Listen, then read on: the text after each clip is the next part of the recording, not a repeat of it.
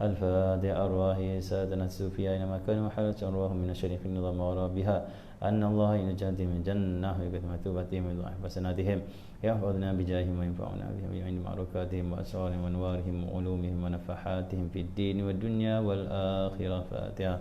بسم الله الرحمن الرحيم الحمد لله رب العالمين مالك يوم الدين إياك نعبد ونستعين اهدنا المستقيم صراط الفاتحة إلى روح صاحب راتب القطب الإرشاد وغث العباد والبلاد الحبيب عبد الله بن محمد الحداد سهولهم فروعهم أن الله يؤنس جاتهم في الجنة ويكثر من مثوباتهم ويضاعف حسناتهم ويحفظنا بجاههم وينفعنا بهم ويعيد علينا من بركاتهم وأسرارهم وأنوارهم وعلومهم ونفحاتهم في الدين والدنيا والآخرة. فاتحة. بسم الله الرحمن الرحيم الحمد لله إياك نستعين صلاة الله الفائدة أرواح كافة عباد الله الصالحين ودين وشيخنا في الدين ذوي الحق على موات أهل البلدة من أهل لا إله إلا الله أجمعين أن الله يغفر لهم ويرحمهم ويشفي قلوب المسلمين ويرحمهم ويختمنا بالحسنى ورض عنا في خير وعافية وإلى حضرة النبي محمد صلى الله عليه وآله وسلم. فاتحة.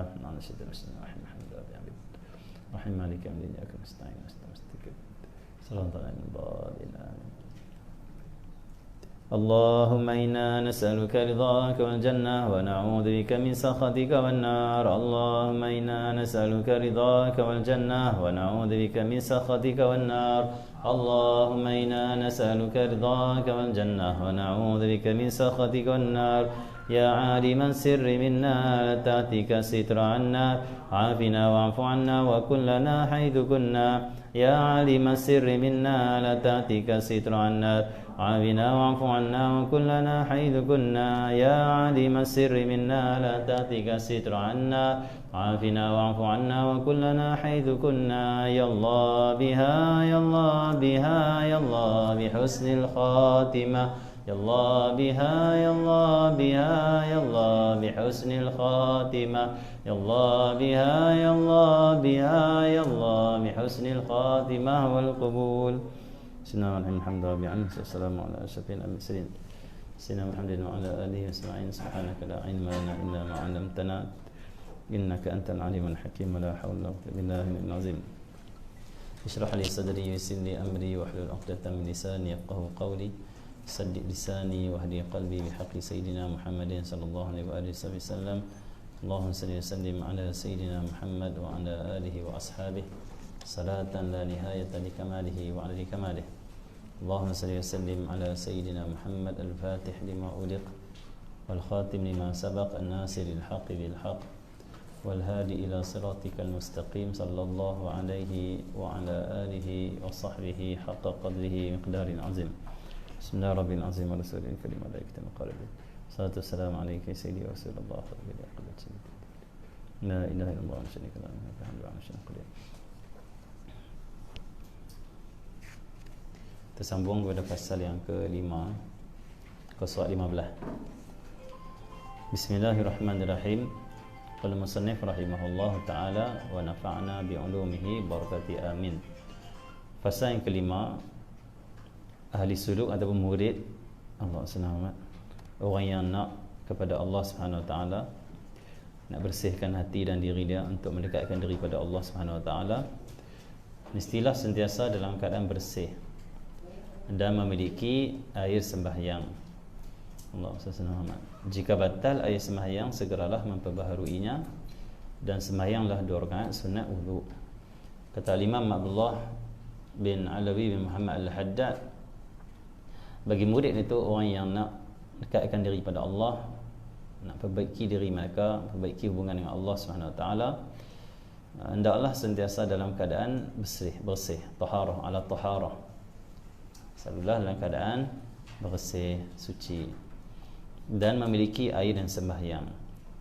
Maksudnya sebaik-baiknya bagi seorang murid itu, orang yang betul-betul nakkan ridha Allah, nak bersihkan jiwa dia, adalah Allah SWT.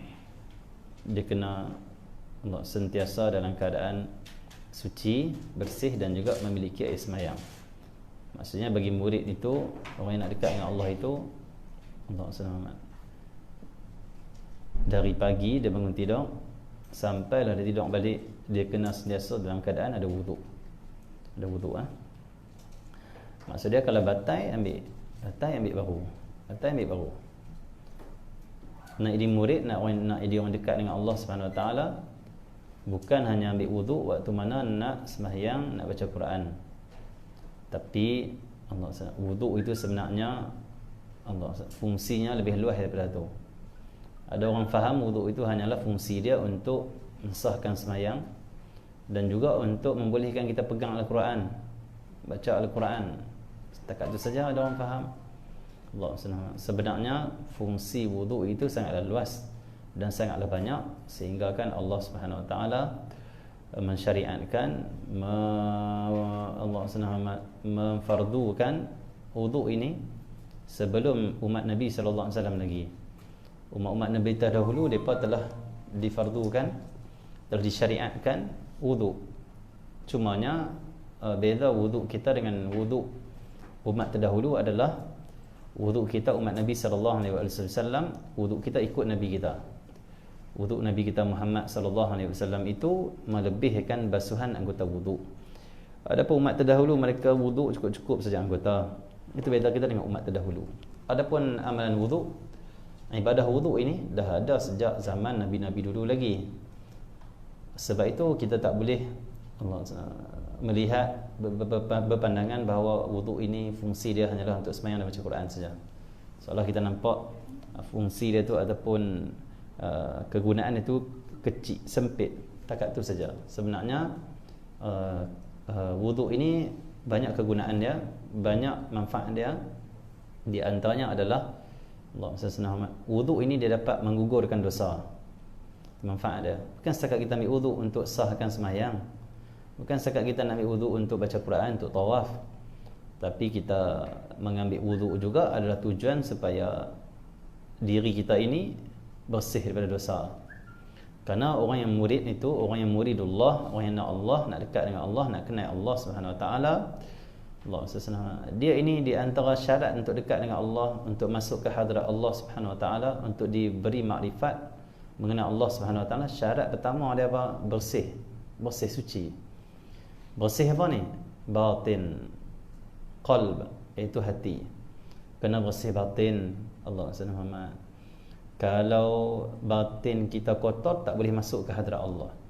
Seperti mana kata ulama, bila orang tu tak suci, dia junub, dia tidak ada wuduk, dia tidak boleh masuk dalam sembahyang.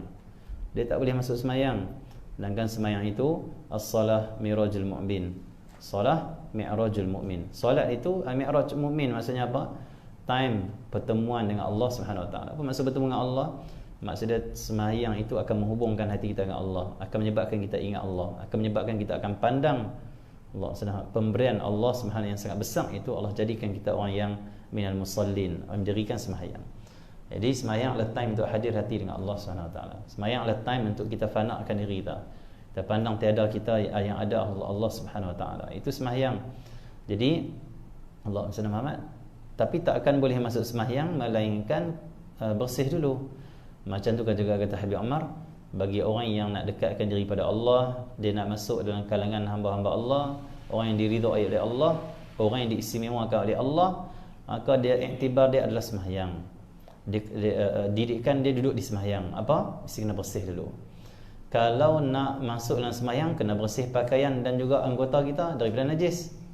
Kalau nak masuk ke dalam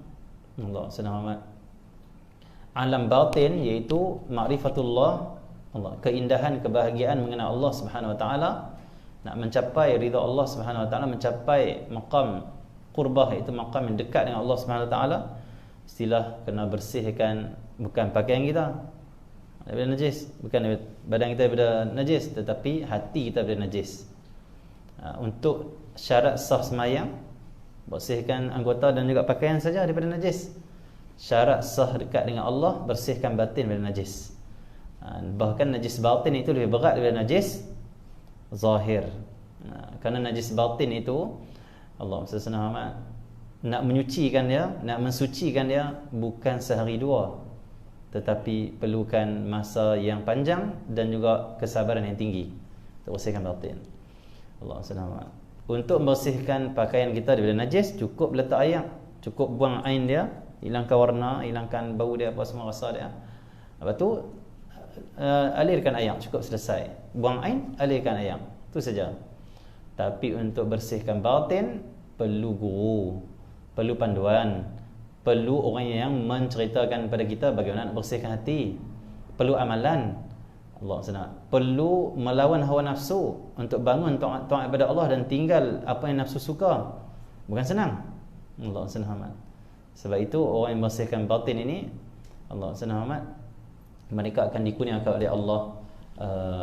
Allah senang amat, iaitu satu kurniaan Allah yang sangat istimewa. Itu Allah akan masukkan hati mereka makrifah ataupun segala asrar anwar kurniaan Allah Subhanahu wa taala, waridat al-ilahiyah. Jadi kata Imam Haddad, kamu kena ala taharah, kerana sentiasa dalam keadaan bersih suci, Allah, iaitu dan memiliki sembahyang. Maksudnya di sini boleh kita ambil nasihat Imam Haddad ni. Yang pertama, nak jadi murid, nak dekat dengan Allah, nak pandangan Allah, yang pertama bersihkanlah zahir kita dulu. Zahir bersih, bersihkan kenderaan, bersihkan rumah, bersihkan halaman, bersihkan pakaian, bersihkan badan, bersihkan semuanya. Allah senang. Kerana Nabi SAW mengambil berat tentang kebersihan zahir. Nabi SAW dalam riwayat Ibn Tirmidzi, Nabi pernah berjalan belakang seorang sahabat, dan sahabat ini dia tak perasan pun Nabi jalan belakang dia. Allah senang. Tiba-tiba dia dengar suara di belakang mengatakan, irfa' izarak, angkat kain kamu. Kerana sahabat ni waktu ni dia pakai kain yang kain dia sangat labuh sampai terseret ke tanah dan kotor. Irfa' izarak, angkat kain kamu itu bagi singkat sikit, kata Nabi SAW. Dia ingat siapa yang tegur dia ni, dia kalih. Kali-kali dia tengok, ya Rasulullah, Rasulullah rupanya. Lepas tu dia jawab kat Nabi, wahai Rasulullah, kain saya ni warna hitam campur putih, maka kotong tu taklah lekat sangat, tak nampak sangat. Kata Nabi SAW, tak sukakah kamu menjadikan aku ini uswah, ikutan? Allah SWT, kamu tak sukakah jadikan aku ikutan? Allah pun suruh jadikan aku ini ikutan. Allah SWT, sebaik-baik ikutan Nabi Muhammad SAW. Allah SWT, waktu itu pun dia kata, wahai Rasulullah SAW, baiklah, aku akan ikut engkau. Dia akan singkatkan pakaian. Dan kata dia, waktu itu aku melihat pakaian Nabi dan kain Nabi SAW itu di tengah-tengah betih, kata dia. Maka aku pun baliklah, tirulah Nabi SAW bagaimana Nabi pakai pakaian. Nak sebut apanya? Nabi SAW mengambil berat tentang kebersihan pakaian bagi umat Islam. Di umat Islam hendaklah pastikan pakaian dia bersih, bahkan sentiasa dalam keadaan wangi pula. Nabi menganjurkan kita sentiasa dalam keadaan wangi, sehingga kan kita dilarang untuk menolak tiga perkara. Tiga perkara ini kita tak boleh tolak kalau kita dapat. Yang pertama sekali, minyak wangi. Kenapa kita tak boleh menolak minyak wangi dan makruh hukum dia kita menolak kalau orang nak bagi minyak wangi? Kerana kita dianjurkan oleh Nabi sallallahu alaihi wasallam, sunnah Nabi adalah sentiasa dalam keadaan wangi. Bukan hanya bersih tapi wangi pula. Ini istimewanya kita di umat Nabi sallallahu alaihi wasallam. Kita menjadi orang bersih dan wangi, bahkan kita menyenangkan orang. Sebab kalau kita wangi, kita akan menyebabkan orang suka. Tapi kalau kita busuk, orang akan menjauhi kita. Islam ini dia mengutamakan hubungan dengan Allah dan juga menjaga hubungan dengan sesama hamba-hamba Allah Subhanahu Wa Taala. Yang kedua, kita tak boleh tolak kalau orang bagi susu. Kalaupun kita tak minum, ambil saja bagi ke orang lain. Yang penting jangan tolak. Walaupun kita dah pakai minyak wangi, kita nak semayang, kita dah pakai minyak wangi banyak, kawan ambil minyak wangi dia, dia kata, ni aku nak bagi kat hang sikit. Kita pun kata, bang, tak apa, aku dah pakai dah tadi. Makruh hukum dia, tidak mendatangkan pahala. Kalau itu tidak elok, makruh. Dia kena macam suar tangan kita, suar tapak tangan, bukan suar sini, suar tapak tangan. Kerana sunnah Nabi SAW, Nabi memakai minyak wangi, Nabi meletakkan di tapak tangan, macam tu. Itu macam tu, barulah Nabi letak di pakaian dia. Bukan macam ni, tak sunnah macam ni. Kita tak sunnah. Kecuali kita nak test di kedai minyak wangi, kita nak test, tak apalah sini, kita letak sini dapat untuk test. Untuk pakai, ikutlah sunnah Nabi, iaitu letak di tapak tangan dan macam tu. Okey, ya. Yang ketiga kita tidak boleh tolak dan makruh kita tolak adalah bantai tempat kita lapik, tempat kita sandak, tempat kita rehat ataupun tempat kita tidur. Tapi rumah adik-beradik kita, dia kata, Allah SWT Muhammad, nah bantai, baring, rehat. Kamu datang bila jauh, kita kata tak apa, simpan bantai, makruh, tak boleh tolak. Kena terima waktu tu. Bila terima dapat pahala yang sangat besar. Bantai. Jadi kalau kita tak mau tidur pun, kita letak belakang kita, lapik sendak itu bantai. Atau kita letak tak sentuh. Bantai tak boleh tolak. Itu 3 pemberian yang tidak boleh ditolak. Kalau kita pergi Syama'il, kita akan jumpa itu. Jadi Allah SWT Muhammad. Jadi kenapa tak tolak minyak wangi? Karena mementingkan, Islam mementingkan kebersihan, kesucian kita. Jadi yang pertama sekali, bersihkan pakaian kita, bersihkan juga kenderaan kita. Ada satu hadis Nabi SAW dalam kitab dikang oleh Sayyid Al-Muhaddis Sayyid Abdullah Sirajuddin. Ini kitab berkenaan Syama'il juga. Banyak hadis dalam tu. Di antaranya hadis Nabi kata apa? Perelokkanlah rihalikum. Allah. Perelokkanlah kamu punya kenderaan. Kenderaan kamu bagi elok, kamu bersih. Nabi suruh bersih dan Nabi suruh perelokkan. Kira elok. Walaupun dia unta, dia kuda, tapi elokkan dia, bersihkan dia. Jangan pihak dia macam tak terurus. Nabi tak suka melihat kenderaan umat Islam tak bersih. Allah SWT. Ada saya jumpa seorang, Allah SWT, saya bawa kereta dia lah, dia bagi saya pakai Ustaz. Allah SWT. Kita pinjam begitu sajalah. Orang bagi kan, dia nak bagi, tak apa, kita pakai Ustaz. Allah SWT. Dia pakai kereta, dia bagi, dia baru beli kereta, dia kata pakai dulu. Mungkin dia nak bagi saya pakai dulu, tak apa, saya pakai dulu beberapa minggu. Jadi bila pakai kereta dia, Allah SWT, selalu saya basuh. Lepas tu mai satu hari, bila Allah SWT, hari yang dia debu sikit lah, kita tak basuh, dia debu sikit. Lepas tu mai tuan dia tu bukan online, kita punya adik-beradik juga. Dia saya abang kat dia, kereta ni tak basuh lagi ni, saya tak basuh lagi, ingat hari ni baru nak pergi basuh, berdebu sikit lah, kata dia tak kotak, tapi berdebu lah, panas berdebu macam tu. Dia kata tak payah basuh, tak payah basuh, saya ni kalau boleh, kereta saya ni, dia kata tak payah basuh, tak apa, sebab saya takut sekali saya rasa sayang dah kat kereta ni, saya tak maulah sayang kat dunia. Saya tak mau kasih pada dunia, saya takut terikat hati saya dengan dunia. Fahaman macam mana tu? Nabi SAW kata, bersihkanlah kenderaan kamu, elokkanlah kenderaan kamu. Bukanlah agama ini melarang kita cinta pada harta. Siapa kata agama larang kita cinta pada harta kita? Tak, ulama kata tak pernah larang pun. Bahkan kita disuruh, dianjurkan oleh Nabi SAW, diajak oleh Nabi, cintailah harta kita, cintailah keluarga kita, cintailah rumah kita, cintailah pakaian kita, cintailah Allah SWT, agama kita, cintailah Nabi kita, cintailah Allah Tuhan kita, cintailah saudara kita, cintai apa saja. Bahkan kafir pun diajak oleh Nabi untuk kita cinta orang kafir. Dengan cinta orang kafir itu kita harapkan mereka masuk Islam. Tunjuk akhlak yang baik. Cinta kita mengharapkan kebaikan pada orang tu. Kalau cinta pada orang Islam, kita harapkan kebaikan, hidayah, istiqamah pada mereka. Pada cinta pada orang kafir, kerana mereka umat Nabi, cinta macam mana? Harapkan mereka masuk Islam. Tak tinggal doa pada orang-orang yang bukan Islam. Cuma yang dilarang kita cinta hubbud dunia, ra'su kulli khati'atin, yang Nabi sebut dalam hadis, cinta dunia itu kepala segala kejahatan. Apa maksud cinta dunia di sini? Iaitu hidup dia ni, tujuan dia hidup, tujuan kerja dia, tujuan siang dan malam dia bergerak kerja adalah untuk mendapatkan kekayaan semata-mata, harta semata-mata, tanpa dia peduli halal dan haram.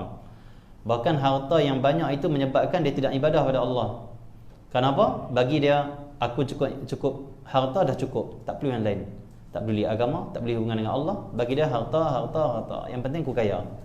Yang ni yang dikatakan cinta dunia, kepala segala kejahatan. Kenapa? Dia cinta pada harta tapi tak cinta Allah. Bahkan dia cinta harta bukan kerana Allah, tapi kerana nafsu dia. Ini dilarang. Tapi kalau kita cinta harta kita kerana Allah, tak dilarang. Bahkan disuruh pula. Nabi SAW sangat sayang kenderaan-kenderaan Nabi. Bahkan Nabi namakan pula kenderaan dia. Keldai Nabi namakan ini, kuda Nabi nama ini, unta Nabi namakan juga. Nabi namakan kerana Nabi sayang. Unta Nabi waktu mana Nabi hijrah, nama Al-Qaswa. Nabi namakan. Nabi sayang unta-unta Nabi SAW. Nabi letak pelananya, Nabi letak ininya, ini dan ini, bagi elok kenderaan Nabi SAW. Nabi sayang. Nabi sayang bajunya, Nabi sayang, Nabi letakkan nama pada bajunya, semuanya. Karena dalilnya apa? Kalau orang kata tak boleh sayang kepada harta, tak boleh sayang kepada apa yang kita ada, lagu tu macam mana ayat Quran, wa ma arsalnaka illa rahmatan lil alamin. Tidak akan mengutus engkau wahai Rasulullah melainkan menjadi rahmat pada sekalian alam. Rahmat maksudnya kasih sayang. Maksudnya semua yang ada kat alam ni Nabi sayang. Semua yang Nabi sayang. Tapi Nabi sayang bukan kerana nafsu. Bukan kerana Nabi jadikan ini tujuan hidupku. Tak, Nabi sayang kerana Allah. Nabi nampak harta ini adalah milik Allah, pemberian daripada Allah. Aku sayang, aku hargai dia. Kenapa? Aku harap aku guna dia untuk taat kepada Allah supaya Allah beri ridha. Itu sayang. Sayangilah harta kita. Kenapa? Dengan harta tu boleh kita mencapai ridha Allah. Macam tu boleh. Tapi kalau kita sayang harta kita sebab menyebabkan kita tinggi, agung, kita dipuja, kita jadi sombong, tak boleh. Kerana kita sayang kerana diri sendiri, bukan sayang kerana Allah. Kalau sayang kerana Allah, kita akan gunakan harta kita, kenderaan kita, pakaian kita, duit ringgit kita untuk cari ridha Allah. Tujuan bukan harta, tapi tujuan Allah yang beri harta. Itu boleh. Silakan nak sayang pada apa saja yang kita miliki. Agama suruh kita sayang. Agama ajak kita mencintai ini, mencintai ini, mencintai dan ini. Itu agama. Allah SWT. Dan cinta itu akan, cinta yang sebenar itu akan menimbulkan apa? Contoh, kalau kita cinta harta kita, cinta menimbulkan kebaikan kepada apa yang kita cinta. Bila kita cinta harta kita, akan timbul kebaikan. Ini cinta yang sebenar. Kebaikan apa? Dia nampak harta ini, Allah SWT, kalau aku gunakan dia semata-mata untuk puaskan nafsu aku, tak peduli orang yang perlukan, maka ini akan jadi tanggungan yang berat nanti di akhirat. Aku tak mau harta aku ini menjadi musibah pada aku. Aku nak harta ini menjadi kebaikan. Nak harta tu baik. Macam mana? Allah SWT. Bergaullah dan juga berinteraksi ataupun menjaga harta kita, menguruskan harta kita itu dengan apa? Dengan panduan agama, panduan Nabi SAW. Maka itulah sayang harta dia panggil. Sayang kerana Allah Subhanahu Wa Taala. Boleh sayang, tak salah apa. Okey. Yang salah dia sayang macam mana? Allah SWT. Orang kata yang ni salah, sayang macam ni yang tak boleh. Allah SWT. Dia nak pergi mengaji di Darul Huda wal Irsyad. Allah SWT. Kereta berbasuh. Ya Allah, nak hujan, tak pergi ngaji lah. Sekali kalau hujan kena kereta berlemuh lagi. Sayang kereta sampai tak pergi mengaji. Tak boleh sana okey. Itu tak boleh Dia kena macam mana? Walaupun aku berbasuh hujan, tapi aku lebih sayang pada Allah. Dan aku nak, kalau kereta ini aku gunakan untuk tak pergi mengaji, ini musibah pada aku. Ini sayang yang tak betul. Aku sayang kereta aku, nak kebaikan pada kereta aku. Macam mana? Aku bawa dia ke tempat mengaji, walaupun hujan basah berlemuh kereta aku, tapi sekali boleh basuh lain, esok boleh basuh lain. RM5 je pun yang automatik tu. Habis kuat pun RM15 je. Nak mahal lagi, habis kurang tak sampai 50 pun. RM50 buat keluar. Dengan kita main dapat ilmu lebih bernilai. Ilmu itu lebih bernilai pada emas. Takkan nak pergi basuh kereta berapa berapa je. Yang sayang macam tu tak apa. Jadi kalau sayang sampai menghalang kita ke jalan Allah, tak boleh. Sibuk jaga harta, sibuk urus harta sampai mengaji tak mau, semayang tak mau. Dia tak ada nak semayang. Kita kena betul-betul bagi kaya dulu baru semayang nanti. Ini yang salah. Allah SWT. Okey Orang minta sedekah tak bagi, orang yang perlukan dia tak bagi. Kerana apa? Dia kata kalau aku bagi sekali kurang. Padahal Allah Nabi kata bagi bertambah. Dia rosak fahaman dia. Dipisahkan di antara harta dan agama. Kehidupan dengan agama. Ini yang salah. Ini sayang yang salah. Sayang yang tak betul. Sayang mestilah kita nak kebaikan pada apa yang kita sayang. Itu baru betul. Bukan kita nak jadikan apa yang kita sayang itu musibah atas kita. Kereta kalau kita sayang tapi tak bawa ke jalan Allah, naik dalam keadaan tinggi diri, tak merendahkan diri, bahkan hina pula orang yang kereta tak elok, kita kereta elok. Yang ni apa? Tak sayang sebenarnya pada harta dia. Sayang dia tu salah. Kenapa? Harta tu, kereta tu akan jadi musibah pada dia. Akan menyebabkan nanti menjadi saksi di akhirat. Orang ini sombong dengan nikmat Allah. Orang ini lupa Allah dengan nikmatnya. Orang ini dengan nikmat engkau ya Allah, dia ini menghina hamba-hamba engkau. Teruk aku tu. Sayang itu salah. Sayang, kita jadikan kebaikan pada harta kita, pada kenderaan kita, pada rumah kita. Sayang tu betul. Kita rumah kita elok, kita buat apa? Allah senang kita niat dengan rumah ini, dalam rumah ini aku nak hidupkan sunnah Nabi. Rumah yang selesa yang elok ini, aku nak jadikan rumah ini tempat aku ibadah kepada Allah, baca Quran. Aku nak jadikan rumahku yang selesa ini, bila tetamu main, tetamu seronok, gembirakan tetamu, itu sunnah. Tak apa niat macam tu. Tapi kalau dia rumah dia elok, dia untuk dia merendah-rendahkan rumah adik-beradik yang tak elok, tak boleh. Sibah pula. Sayangi apa sayang kita ada. Sayang itulah menyebabkan kita bahagia. Sayangi apa saja. Sayangi kerja kita, sayangi bidang kita. Kalau saya bidang baca kitab ni, saya kena sayang bidang ni. Jangan pula rasa baca kitab tak syok, tapi jadi pomen. Ni kata pula pomen bermuih tangan pula. Kalau ibu-ibu makcik-makcik bidang apa lah ni, bisnes, jual apa sajalah, tak kira nasi ke apa saja, sayangi bisnes kita tu. Sayangi kerana apa? Kita pandang dengan bisnes ni peluang untuk aku cari ridha Allah, peluang untuk aku sedekah, peluang untuk aku cari rezeki yang halal, apa yang Allah suruh aku boleh buat, apa semua dan sebagainya. Itu sayangi apa saja yang kita ada. Okey, barulah hati kita tenang, ridha, hati kita bahagia. Kerana apa yang kita ada, kita rasa selesa, suka, seronok, sayang. Okey, macam tu Allah SWT Muhammad. Sayangi isteri kita, sayangi suami kita. Jangan pula ngaji-ngaji tasawuf lagi salah faham, balik balik rumah suami dia tanya, sayang, ataupun apa dia tu, orang mula ni panggil apa dia tu, macam-macam suami panggil apa? Rahsia nah, secret rahsia. Tak tahulah panggil apa saja. Ada yang panggil sayang, ada yang panggil, tahulah, saya pun tak tahu sangatlah. Tak tengok drama kan. Tengok drama dapatlah model-model itu nak cakap. Tak tengok drama, saya tak suka drama. Drama selalu cerita pasal laki bini gaduh, bertengkar, tak syok. Tak ada satu manfaat sangat, tak ada manfaat kurang. Baik-baik kita tengok gambar-gambar lama. Yang mak cerita Melayu dulu lagi bagus. Cerita lama-lama yang tak ada color tu lagi bagus. Walaupun tak ada color, filem dia tu kualiti ada manfaat, ada pengajaran, ada ilmu dalam tu. Kita apalah jadi Allah SWT Muhammad. Contohlah suami dia tanya sayang ke apa, darling ke, ada orang panggil darling lagi lah ni. Ataupun tak tahulah apa saja, kita pun tak tahu. Dia kata sayang tak dekat abang ni, dekat suami ni. You sayang dekat I tak? Allah SWT. Kata isteri dia, mengikut pengajian yang saya mengaji ni, kita kena sayang Allah saja. Saya tak sayang abang dah. Minta maaf dah, saya takut kalau sayang abang tak sayang Allah. Ni pening kepala ni, dia pening. Tak tahu macam mana letak cinta dia. Cintai apa saja, cintai apa saja kerana Allah Subhanahu Wa Taala. Okey.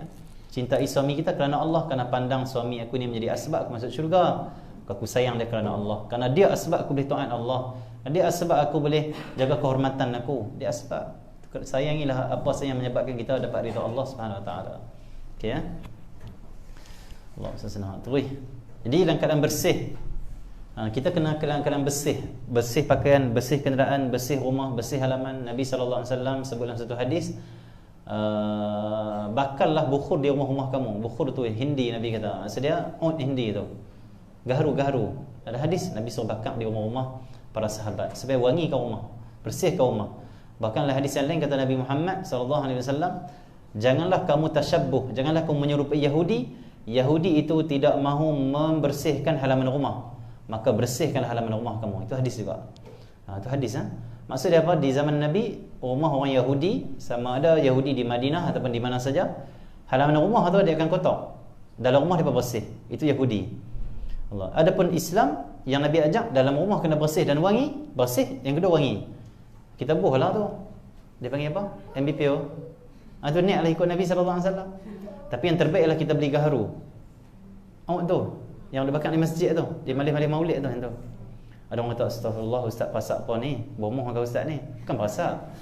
Itu sunnah Nabi SAW. Dalam hadis Bukhari kata Rasulullah, bakallah ud gaharu Hindi tu Nabi kata. Sebab dia ada di negara sebelah sini. Di India, di Kemboja, di Malaysia, di Indonesia ada gaharu. Di Yan pun banyak gaharu, pokok gaharu.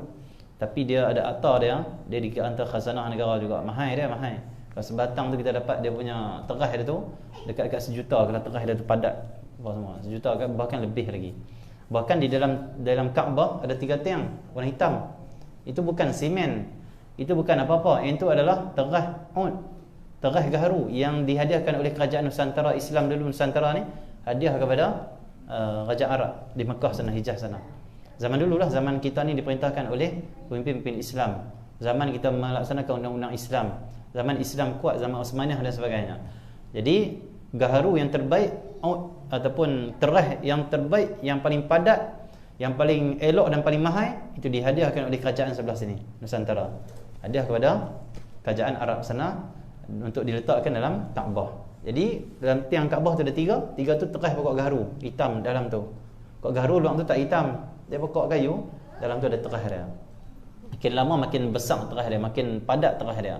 Mungkin 1000 tahun lagi mungkin 500 tahun lagi kuat, lagi besar lagi. Yang dalam tiang Kaabah tak tahu berapa tahun punya, ribu tahun punya terah tu. Jadi terah macam tu. Jadi kalau kita masuk dalam Kaabah, kita pikat tiang tu, kita akan bau wanginya terah pokok gaharu. Saya tak tahulah, saya tak pernah masuk. teka lah, sebab memang dia akan wangi lah. Masuk dalam mimpi tu boleh lah, kalau nak masuk acara ni Allah Alam. Okey, mimpi tu boleh. Jadi Allah Muhammad, jadi macam tu tiang Kaabah. Okey, jadi nak sebut banyak itu sunnah. Dan di antara khasiat dia, di antara kajian khasiat kita bakar gaharu ini, dia akan ada syifa dia. Sebab Nabi kata ataupun gaharu Hindi tu dia adalah wangian ahli syurga. Ahli syurga dia punya wangian dia gaharu tu. Gaharu tu. Jadi pokok gaharu tu dia adalah pokok yang ada kaitan dengan syurga. Kerana dalam syurga nanti ada tu. Tu ada pokok gaharu tu ada. Bukan main-main, bukan biasa-biasa. Ada pokok gaharu tu. Allah Subhanahu ada wangian gaharu dalam syurga. Itu wangian ahli syurga kata Nabi Muhammad. Itu para awliya dan salihin, termasuk para sahabat Nabi suka tu gaharu tu. Sampai ke hari ni negara Arab tengok. Kita pergi Mekah, pergi Madinah kan, dia bakar tu. Kenapa bakar tu? Seronok bakar tu kerana wangian ahli syurga, dan kita harap kita masuk syurga. Dan kita harap bila kita bau wangian ahli syurga tu, kita teringat syurga, ya Allah nak tahu Allah nak masuk syurga. Tentulah. Dan dia akan menghilangkan stres kita. Dalam kajian hilangkan stres. Dia akan menenangkan fikiran kita, jiwa kita. Bahkan bagi orang yang ada penyakit, terutama penyakit yang disebut gangguan jin, syaitan. Jin syaitan akan keluar. Allah SWT. Mula-mula memang sakit lah kalau dengar bagi orang yang sakit jin tu. Sakit, nak muntah apa semua. Tapi teruskan pasang. Teruskan pasak lah rumah. Letak. Malam-malam lega insya-Allah. Okey. Itu gaharu.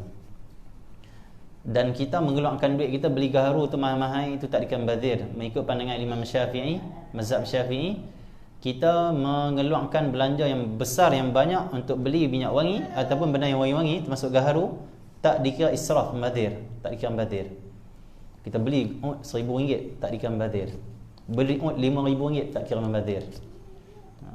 Allah sepupu saya di antara orang yang buat tu lah di Langkawi sana, dia adalah kedai-kedai dia apa semua tu. Kata dia orang Arab kalau main Langkawi, dia cari terah-terah gaharu tu, gaharu Langkawi, gaharu tak kiralah gaharu di mana sajalah. Dia terah tu, dia akan cari yang paling padat sekali. Kalau besar sekali tu, yang padat tu yang letak dalam, kalau buang dalam kolam tenggelam tu, besar tu, lebih kurang harga dia 80,000, 70 ke 80,000. Orang Arab beli. Dia pergi ke Langkawi, dia cari kedai-kedai ada tengok, ni padat ni. Kalau padat tu kita bakar tak tahulah berapa tahun baru habis tu. Padat, kalau kita bakar dia keluar minyak dia sikit padat. Bau tu wangi dah kuat dah. Letak buat hiasan, dapatkan balik buat hiasan. Sebab benda payah dapat benda macam tu kan. Yang padat-padat tu 80,000. Keluar terus 80,000 bagi.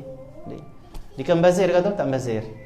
Walaupun berapa ratus ribu kali pun kita beli minyak wangi ataupun yang mewangikan tu, tidak dikira membazir. Bahkan para ulama, para solihin, Imam Malik sendiri pun bila nak baca hadis, dia akan beli, dia akan pakai minyak wangi yang paling mahal sekali di tempat tu dia beli. Tak tahu berapa puluh ribu minyak wangi Imam Malik beli. Tu khas untuk membaca hadis, minyak wangi yang paling mahal. Beli. Kalau di sini pun waktu pengajian ada kalau boleh. Tapi ustaz-ustaz tak ada sini, tak boleh bagi cadangan lah. Kami di tempat kami mengaji di Darsa Al-Ustaz tu, tempat saya duduk tu, di Jalan Kota Tanah Al-Ustaz tu, Tongkayak tu, kami setiap kali bacaan maulid ke, qasidah ke, ada majlis apa saja, termasuk baca kitab, kami akan pasang gaharu tu. Mula-mula kawan-kawan dia takut, dia kata mahal dah ustaz. Saya kata berapa mahal?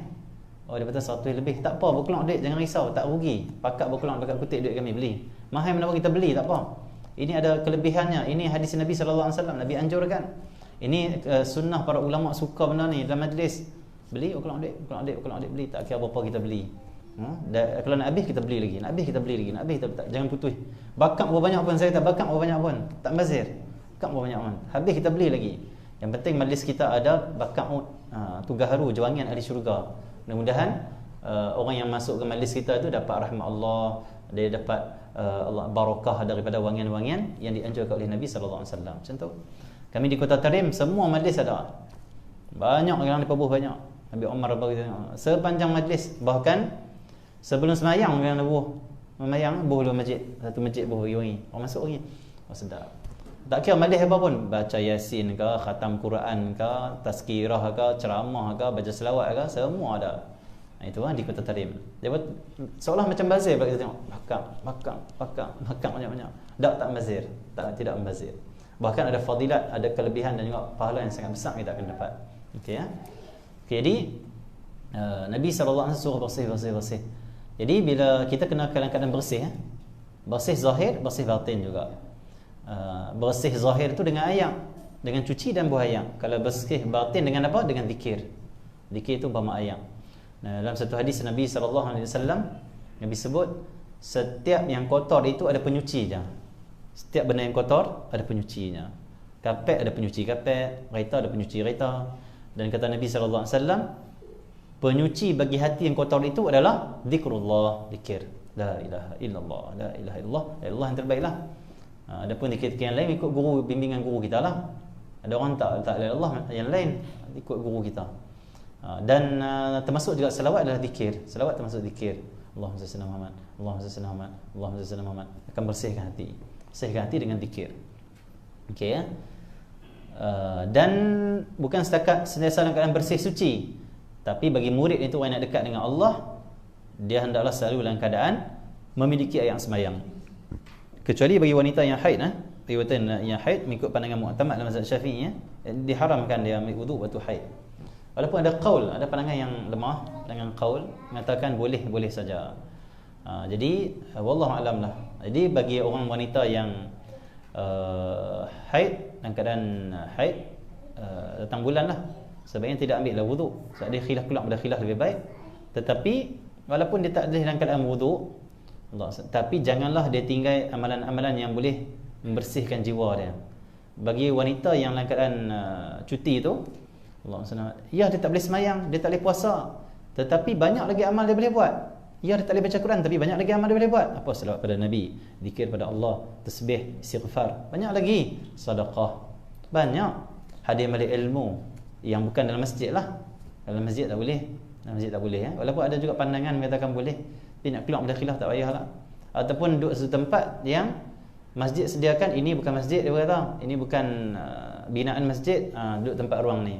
Macam Masjid Bukhari, dia ada ruang untuk orang yang itulah tak suci tu, di luar dewan masjid tu boleh ya. Itu boleh. Allah SWT Muhammad. Okey, tak apalah. Jadi Allah SWT Muhammad. Jadi bagi orang lelaki khususnya, sentiasa dalam keadaan wudu. Batai ambil. Dalam bahkan kita mengambil wudu ini bukan sekadar untuk sahkan sembahyang, untuk baca Quran dan sebagainya. Bahkan fungsi wudu itu sangat luas. Di antaranya apa? Wudu itu dapat menggugurkan dosa, kita sebut tadi. Yang kedua, dapat membersihkan hati. Ikut pandangan ulama, wudu ini dia adalah satu amalan ibadah. Dia ibadah. Ibadah ni ibadah yang istimewa kerana dia boleh bersihkan zahir dan boleh bersihkan juga batin. Siapa selalu ambil wudu, batin dia semakin suci. Kalau riak makin, kotoran riak tu makin keluar. Kalau selalu ambil wudu, kotoran wujud makin keluar. Kotoran marah, kotoran cinta dunia, kotoran meninggikan diri makin keluar sikit. Itu kelebihan wudu. Dia bersihkan zahir, dia bersihkan juga batin. Dalil dia apa? Dalil hadis. Nabi SAW kata, sabda yang maksudnya, bila seorang kamu marah, maka hendaklah tawaddu', hendaklah dia wudu. Kerana marah itu api daripada syaitan, dan wudu itu adalah air boleh madamkan api. Maksud dia apa? Wudu itu boleh madamkan sifat-sifat yang buruk kita. Di antaranya marah termasuk sifat mazmumah buruk.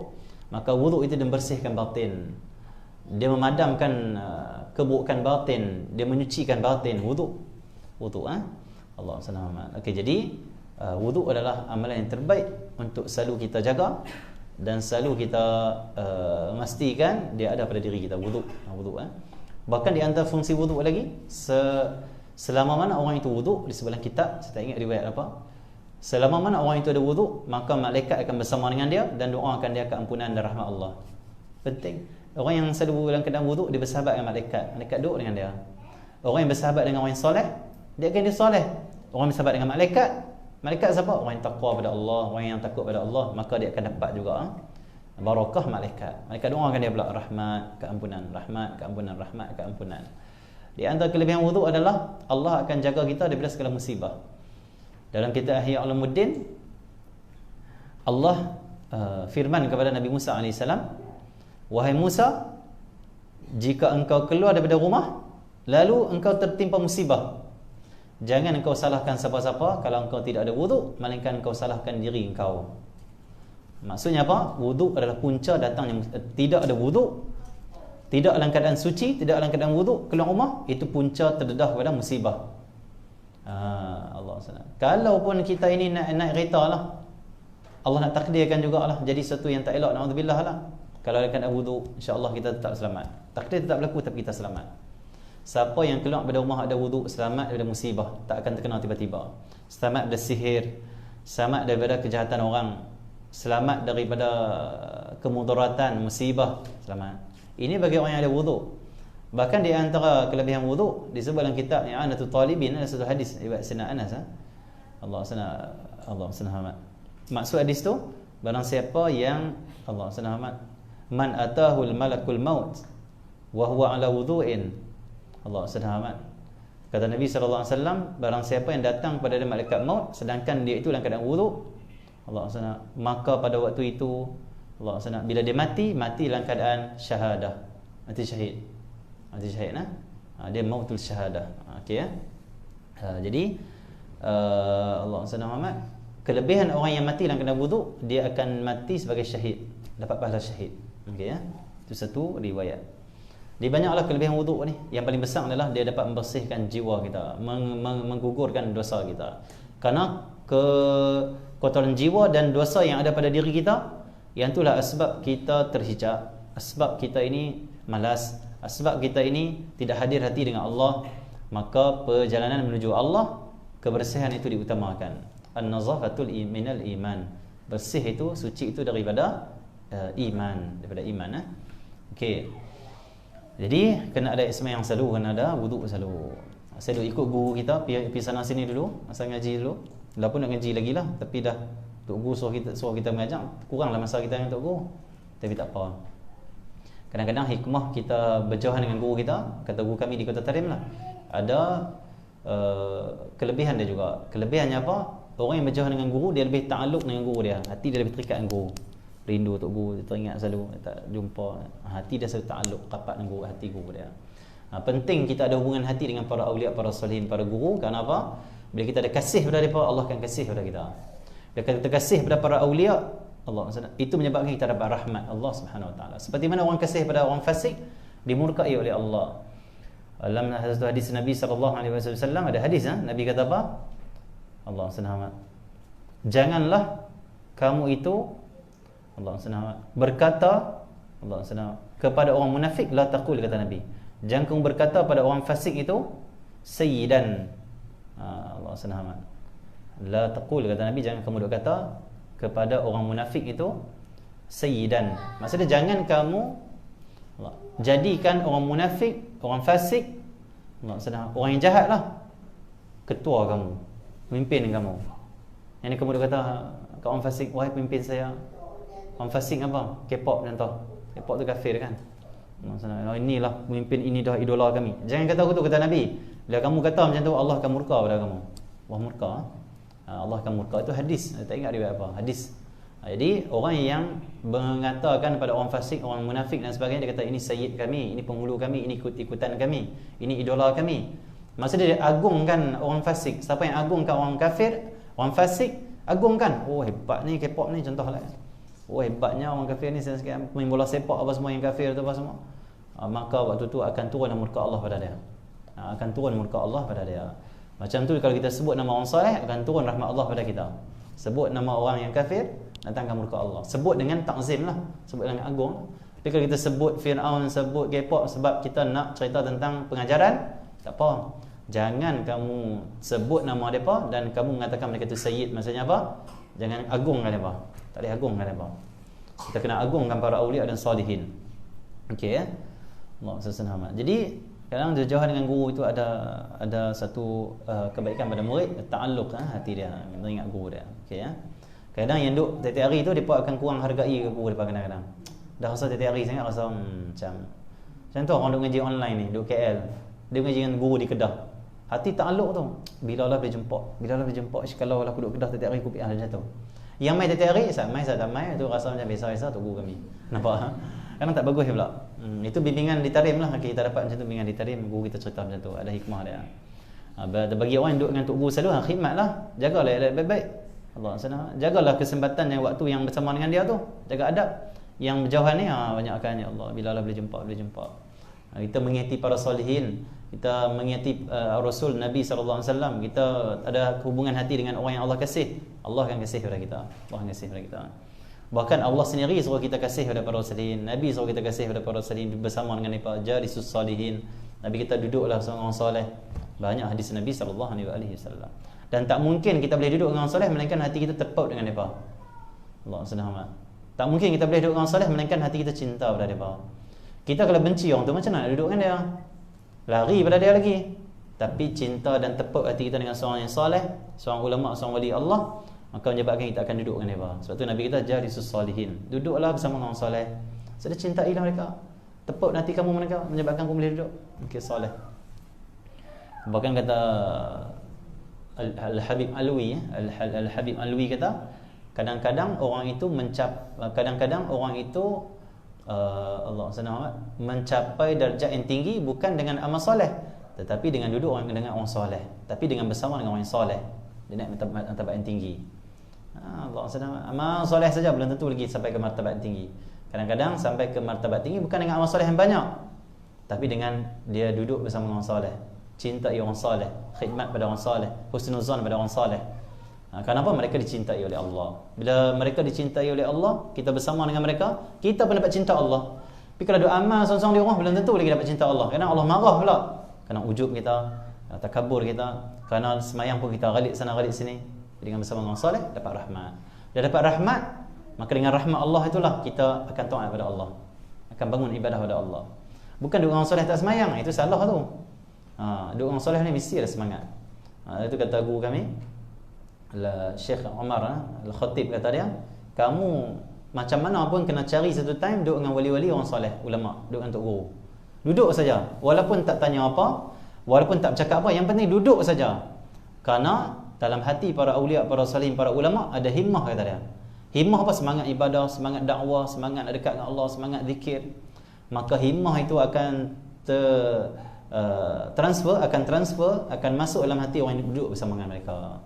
Dalil apa? Dalil dari Nabi SAW kata para sahabat, kami kalau lemah iman, kami rasa lemah, kami rasa sabut, rasa tak tenang jiwa kami. Dan kami tengok Nabi, duduk dengan Nabi, Allah SWT, seolah-olah kami rasa syurga depan mata kami, neraka depan mata kami.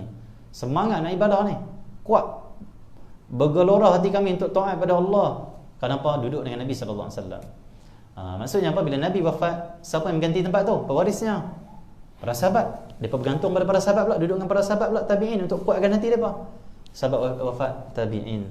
Sehingga kan seperti mana tabi'in Imam Hasan Al-Basri, kata ulama di zaman dia, kalau kami malas ibadah, kami rasa lemah, kami akan pilih Imam Hasan Al-Basri salat.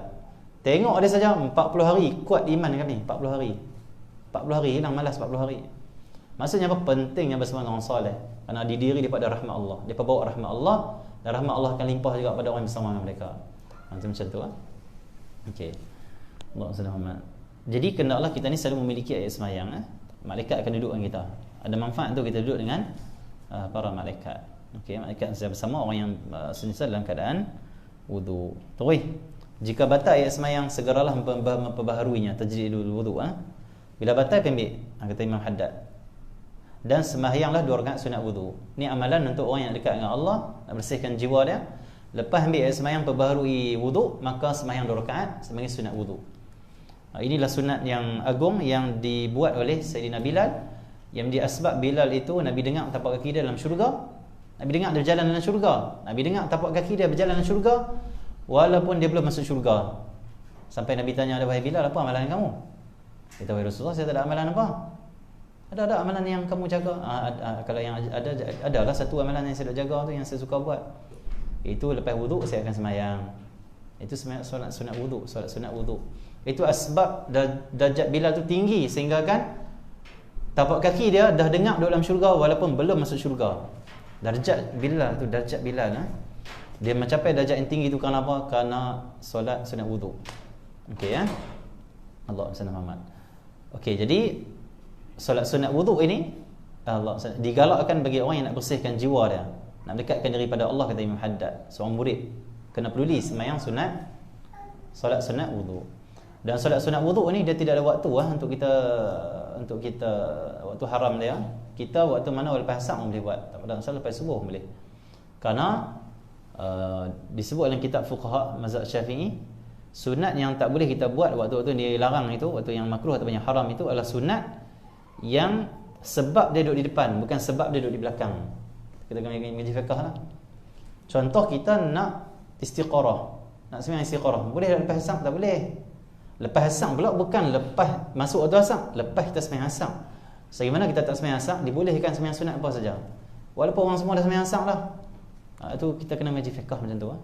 Allah SWT. Jadi contoh kita tak sembahyang asar lagi, jaga-jaga tidur mungkin 6, pukul 5.30 orang sembahyang asar dah. Boleh tak waktu ni kita nak sembahyang hajat, nak sembahyang itu dan ini? Boleh. Tapi sebaiknya utamakanlah fardu, sebab kita dah lambat ni. Tapi boleh tak? Boleh. Kerana apa? Dia belum sembahyang asar. Lepas kita sembahyang asar, waktu tu barulah, lepas itu baru dilarang untuk kita sembahyang itu, sembahyang ini dan sebagainya, sunat. Okey ya. Jadi Allah SWT Muhammad, bila orang tu dah sembahyang asar, contoh pukul 7 batal wudu. Aku nak ambil wudu kata dia. Tapi boleh ke sembahyang wudu ni sebab pukul 7 petang ni? Pasang ni mana boleh sembahyang sunat ni, dilarang ni. Okey, untuk sunat wudu itu boleh kerana sebab duduk belakang. Kerana wudu dulu baru boleh sembahyang. Sembahyang itu sebabkan sebab duduk belakang. Sebab wudu tu sembahyang. Kalau sebab di depan tak boleh. Contoh istiqarah. Kata, aku nak yang mana? Dua-dua tu handsome calon suami aku. Tapi yang mana lebih baik ya? Calon suami, nak calon suami. Dua-dua orang berilmu, dua orang handsome. Macam mana? Aku sembahyang istiqarah lah. Bila dia nak sembahyang? Pukul 7 petang. Waktu petang lepas asar. Tidak dibolehkan, dilarang. Kenapa? Sebab di depan. Di istiqarah atau apa? Sebab di depan. Dia nak bertunjuk Allah. Sebab di depan. Sebab di belakang boleh. Contoh tahiyatul masjid. Kita masuk masjid pukul 7 petang. Boleh tak tahiyatul masjid? Boleh. Kenapa? Sebab di belakang. Kita sembahyang ni sebab dia di belakang. Sebab apa? Sebab naik masjid. Sebab masuk masjid. Maka boleh. Allah SWT boleh. Walaupun ada ulama, sebahagian ulama tak mahu buat, dia gantikan dengan tasbih. Boleh saja kalau siapa nak buat sebenarnya. Sebab di belakang. Nak sembahyang hajat. Hajat tu hajat di depan. Nak hajat di kita depan. Sebab di depan. Nak mencapai itu sebab di depan. Kalau sembahyang hajat tak boleh lepas asar. Boleh lepas subuh apa semua tak boleh. Faham tak? Boleh nampak? Okey. Maksudnya tak apalah. Jadi sembahyang sunat wuduk boleh. Ambil wuduk terus sembahyang. Boleh, tak masalah apa. Okey ya. Allah SWT. Jadi jika batal ayat sembahyang, jangan kata tunggu je. Ayub. Paling kurang sembahyang wuduk ni kita kena ada. Memang kena ada kata dia. Paling kurang kita kena buat seminggu sekali paling kurang. Sunat wuduk kena ada juga dalam seminggu tu. Penting sunat wuduk kata Tuan Guru Haji Ayub. Itu saya ngaji dulu. Dan kata dia bacalah di rakaat pertama Alam Nashrah, rakaat kedua Inna Anzalna. Itu amalan sembahyang wuduk. Sunat wuduk. Rakaat pertama baca Fatihah, lepas tu Alam Nashrah. Rakaat kedua baca Fatihah, Inna Anzalna. Itu amalannya. Itu untuk kita nak sembahyang wuduk. Itu saya dapat amalan macam tu dari guru kita. Paling kurang seminggu sekali lah sembahyang sunat wuduk. Allah SWT. Kalau kita dah pergi masjid kan, kita masuk sembahyang kan, kita ambil wuduk waktu masuk sembahyang kan. Boleh tak kita nak sembahyang wuduk? Boleh. Kita niat sembahyang sunat wuduk, dalam tu dah masuk dah, tahiyatul masjid dah masuk dah. Allah SWT dah masuk dah. Ataupun sembahyang sunat itu boleh digabungkan. Sembahyang sunat boleh digabungkan, niat boleh digabungkan. Saya aku salat sunat wuduk dan juga tahiyatul masjid, dan juga duha, dan juga hajat, dan juga istiqarah boleh silakan. Boleh gabung niat. Mungkin boleh gabung niat. Sunat boleh gabung. Kalau orang di Kota Tarim, bila waktu duha dia gabungkan niat. Saya aku salat duha dan istiqarah dan hajat dan taubat. Ini di setiap pagi, awal pagi. Kenapa? Di awal pagi kita banyak hajat nak buat. Maka sembahyanglah hajat di waktu pagi. Cara macam mana? Gabungkan niat hajat dalam sembahyang duha. Jadi sunat ni ada 14 sunat ke boleh gabung, tak salah. Kitab Mazhab Syafi'i kita ngaji. Sunat boleh gabung. Tapi kalau nak gabung sunat dan fardu tak boleh, tak sah. Ataupun nak gabung fardu dengan fardu tak sah. Tak boleh ya. Contoh Zuhur 4 rakaat, Asar 4 rakaat, dia kata gabunglah. Waktu Zuhur dia gabung, sahaja aku salat fardu Zuhur bersama, juga aku gabungkan juga bersama Asar. Supaya kita buat dah. Tak boleh ya? Tak boleh. Fardu sama fardu tak boleh gabung. Sunat dengan fardu tak boleh gabung. Sunat dengan sunat boleh gabung. Dia gabung niat. Okey ya. Allah SWT. Terus jika batal sembahyang, segera memperbaharuinya dan sembahyanglah 2 rakaat sunat wudu. Macam berkaitan dengan puasa lah. Puasa pendapat mu'tabarnya, kalau puasa fardu sama fardu tak boleh gabung juga. Saya aku puasa Ramadan tahun ini bersama dengan qada Ramadan terlepas, tak boleh. Qada lain, tunai lain, tak boleh sekali. Dan tak boleh juga kita nak puasa qada niat sekali dengan sunat, tak boleh. Itu pendapat mu'tamad, walaupun ada qaul yang dhaif, ada dhaif, pendapat dhaif dalam mazhab Syafi'i juga. Bolehlah siapa nak amal boleh. Tapi Allah sebaiknya pula ada khilaf lah. Jadi ada juga qaul mengatakan kita yang wajib tu puasa, contoh kita puasa qada, kita boleh niatkan dengan sunat. Itu qaul yang dhaif. Boleh juga ada sebahagian dia amal lah. Jadi sebaiknya kita asingkan. Yang sunat boleh gabung sunat, tapi yang wajib saja, yang gabung sunat. Itu lambat puasa. Okey ya, lambat puasa. Jadi kalau ada guru kata boleh gabung fardu ni puasa qada dengan sunat Isnin, niat sekali boleh kata dengan sunat Arafah ke apa semua. Tak apalah, itu dia pegang qaul yang tu lah. Jadi kalau yang lebih kuat dan lebih muktamad adalah tak boleh gabung. Okey ya. Tak apalah.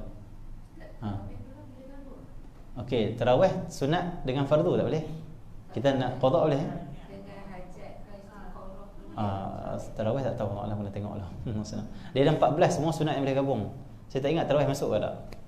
Dia bukan semua sunat, ada 14 sunat tu. Istiqarah boleh, tahajud sekali boleh, wuduk boleh, duha boleh. Allah alam, kita tengok lain.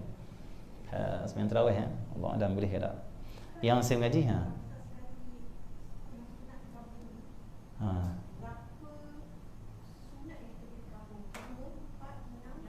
boleh berapa saja.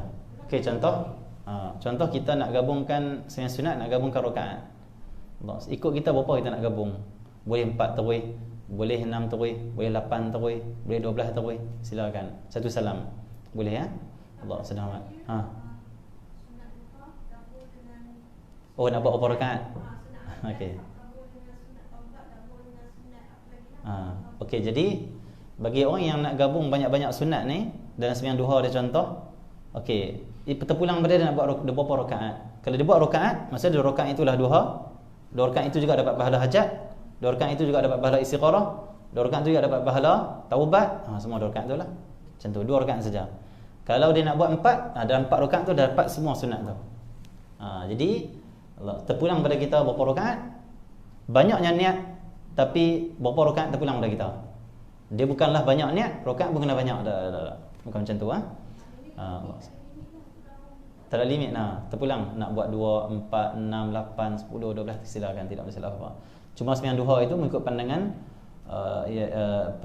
Imam Romli dan juga Imam Ibn Hajar Al-Haytami, sembahyang duha paling banyak 12 paling banyak 12, paling afdal 8, paling banyak 12. Lebih pada 12 nak buat duha boleh tak? Habislah duha takat tu. Yang lebih daripada tu dipanggil sunat mutlak. Atau sembahyang hajat ke, sembahyang apa boleh sunat mutlak. Sunat witir tak boleh. Tak boleh sebab last sekali dia akan satu last witir Kalau sembahyang lain tu 2. Dia ada 14 kata salah saya. Sunat yang boleh digabungkan. Dan ada sunat yang tak boleh digabungkan sama-sama mereka. Ada juga Allah selamat. Macam mana? Tajuk boleh? Tajuk gabung taubat, gabung dengan istiqarah boleh. Tajuk boleh. Saya tak ingat, saya kena tengok balik Lama lah kita tak buka Macam mana? Boleh? Tahiyatul masjid boleh.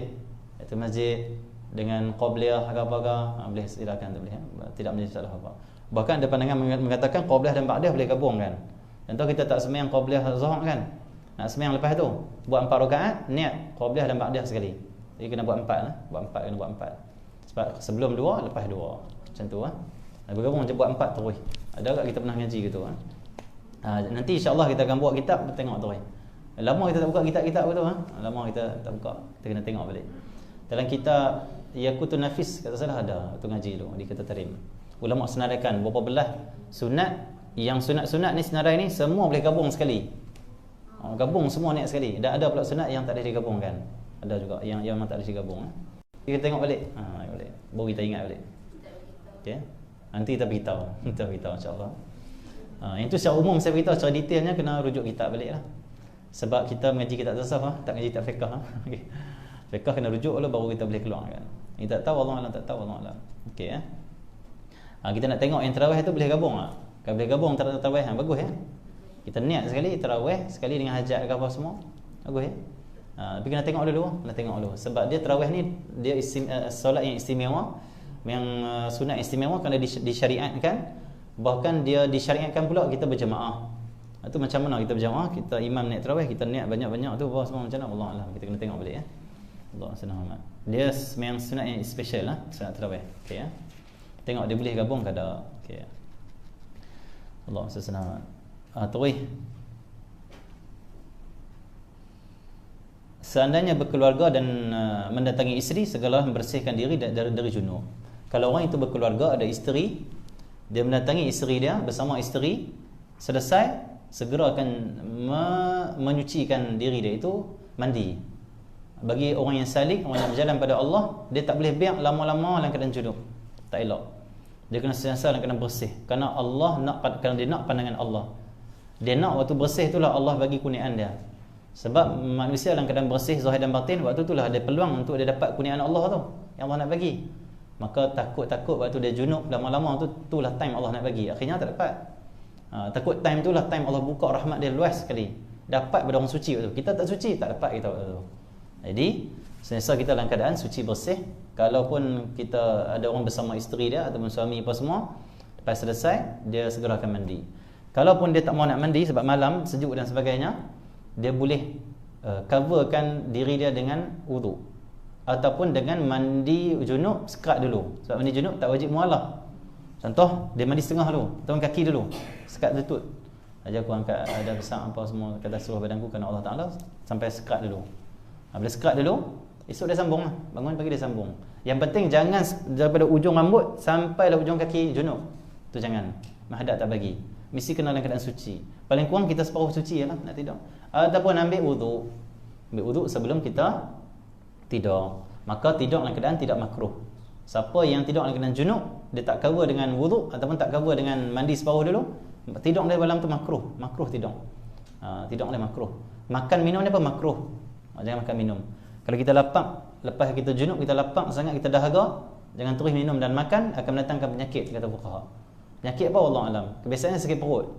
Biasanya sakit perut. Boleh try tengoklah kalau nak try. Sakit. Lepas tu tanggung sendirilah kalau sakit perut kan. Allah senang. Jadi jangan cari penyakit lah. Orang tua kata jangan cari penyakit. Mari kita amalkan elok. Jadi nak dahaga ni, lapak ni, dia ambil wudu, makan dan minum silakan banyak mana pun, tidak makruh. Okey ya. Cover diri dengan wudu paling kurang. Okey ya. Esok tu mandi. Kalau kita tak mau mandi malam tu. Okey ya. Kalau bulan puasa termasuk tak apa. Ada orang kata, saya tadi pagi semalam saya junub, saya bangun mungkin 8 pagi kata dia. Allah senang. Boleh tahu saya puasa. Puasa syarat dia tak ada syarat untuk suci. Tak ada. Puasanya hanya tahan niat, tu tahan daripada perkara yang batalkan puasa, tu saja puasa. Adapun suci tak syarat puasa, tak syarat sah puasa, tak ada syarat sah puasa suci. Walaupun dia mandi junub pukul 11 tengah hari pun tetap sah puasa dia. Ataupun dia mandi junub petang sekali, tetap sah puasa dia, tapi haram. Kenapa? Dia tinggal sembahyang. Tak ada sembahyang subuh, dia tak sembahyang zuhur, haram. Tapi puasa sah. Sah. Jangan buat begitu lah, jangan buat begitu okey. Allah senang amat. Cuma kalau kita terjaga lewat, jaga lawak ke 8 pagi lah. Aku ni waktu puasa ni aku junub ni macam mana? Tak apa, pergi mandi, tak ada masalah apa-apa. Cuma mandi pula berhati-hati pula. Jangan duk tekan sangat sampai masuk air apa semua. Kalau masuk sikit dimaafkan dalam bab mandi junub. Kalau masuk banyak, batal terus kita punya puasa kita. Ini termasuk sikit, tak apa dimaafkan. Tu pun dalam keadaan kita pelan-pelan. Bukan sengaja. Kalau sengaja tu, itu membatalkan puasa pula. Itu kita mengaji bab fiqh puasa. Okey ya. Pastikan tidak kekal di dalam keadaan kotor. Jangan dalam keadaan kotor. Orang yang nak dekat dengan Allah bersih selalu. Qad aflaha man zakka. Sungguh berjayalah orang yang bersihkan diri dia, bersihkan hati dia. Bantulah perjalanan itu dalam keadaan bersih. Jadikan perjalanan kita ini berjaya, dibantu oleh Allah, kuat dengan cara selalu bersih. Bila kita bersih, Allah tolong kita. Kurangkan makan. Kurangkan makan. Nak dekat dengan Allah, kena kurangkan makan. Guru saya kata, orang yang banyak makan, dia akan kurang zikir. Orang yang banyak zikir, dia akan kurang makan. Kita pilih yang mana? Kita banyak makan tak? Kalau kita banyak makan, mesti kita kurang zikir. Kerana orang yang makan banyak ni, nafsu dia kuat. Dan nafsu dia kuat, nafsu dia tarik dia supaya dia tak berzikir, dia ralik. Hayal, termenung, fikir, nanti macam mana? Ramadan nanti nak masak apa? Hari pertama menu apa? Kuih apa tahun ni? Masalah. Tirai warna apa tahun ni? Dia fikir lah nampak. Tahun ni aku macam mana, apa nak cat rumah baru ke, nak beli baju warna apa, atau nak pergi matching apa semua, dia jadi macam-macam dah. Okey ya. Tapi kalau banyak zikir, dia hayal tak banyak. Kalau banyak berzikir, kurang makan, banyak berzikir, Hati dah susah hadir. Kalaupun dia nak main suatu yang dia mikirkan benda yang baik, yang mendatangkan faedah, yang bangkitkan semangat dia menuju Allah Subhanahu Wa Taala. Okey ya. Bukan salah kita nak fikir nak tirai warna apa, tapi jangan sampai 2-3 jam nak fikir tu kan. Tak boleh ke tu? Fikir sikit dah lah. Nak tirai warna hijau, tapi serahlah pada Allah. Buat apa aku fikir teruk-teruk? Fikir punya teruk-teruk, kita tengok mati esok, rugi saja fikir. Sejam fikir tirai warna apa, betul ni baju warna apa, nak tengok sejam fikir, susah payah pening-pening, tengok esok mati kan rugi. Tapi dia zikir sejam tu. Kalau kita fikir-fikir sampai tak apalah, okeylah, padalah. Tak sampai mati, rugi saja, penat saja fikir. Okey ya.